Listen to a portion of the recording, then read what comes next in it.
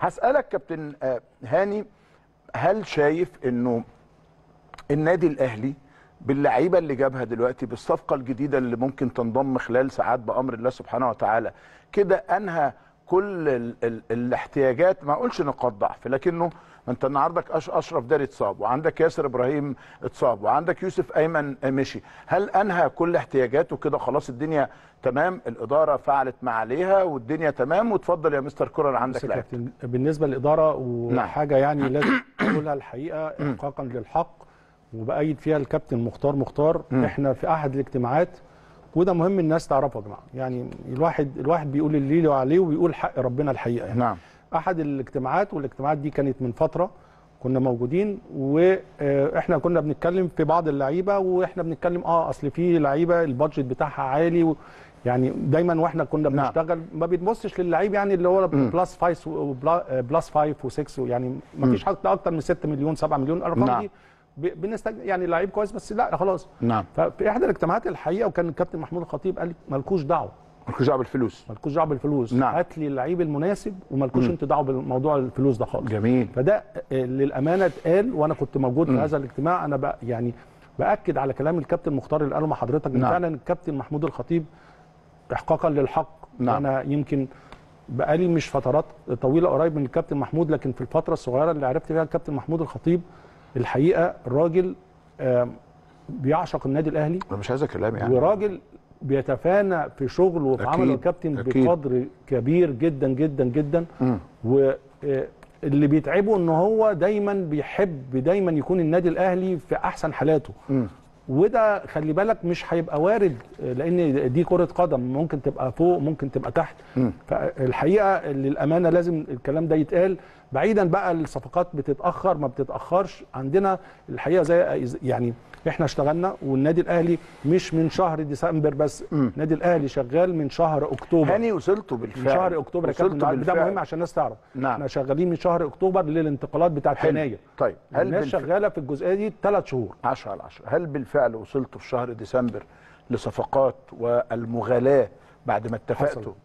حصل بعض الناس حتى على مستوى اللعيب نفسه او وكيله كان بيتكلم انا كنت طالب كذا، لا ما يعني احنا بعد ما يكون اتفق. يعني يكون النادي اتفق. ما هو الاتفاق مش يعني بيكون يعني انت اتكلمت على رقم معين، عقدي هيبقى كذا. نعم. تيجي تتكلم معاه لا طب احنا عايزين نزود ده او عايزين نزود ده. طيب هل فيها مغالاه الحقيقه يعني. هل في حد بعد ما اتفق معاك ورجع غالة فانت صرفت النظر رجع لك تاني؟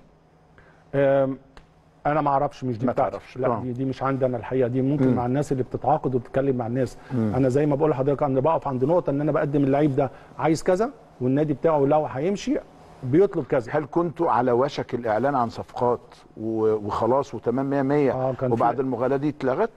طبعا. في بعض الصفقات على مستوى يعني لعيبه مميزه جدا جدا. كان النادي خلاص عنده قابليه انه يدفع الجزء ده، ولكن رفعوا لمبالغ كبيره جدا، يمكن اكتر من 3 اضعاف. اكتر من 3 اضعاف. فالموضوع طبعا بيتقفل على طول، وبنشوف البدائل اللي احنا كمان يا كابتن بنقدم في كل مركز، بنقدم 4 مراكز او 4 لاعبين في كل مركز، بيبقى فيه على حسب الرؤيه الفنيه لينا احنا. طيب واحد من افضل المدافعين في تاريخ كره القدم المصريه هو هاني رمزي، وكابتن منتخب مصر لفترات ليست بالقليله. عايزك تكلمني عن دفاع النادي الاهلي، هل في ازمات في دفاع النادي الاهلي؟ هل في مشاكل ولا شايف ان الدنيا طبيعيه؟ لا عندنا بعض المشاكل.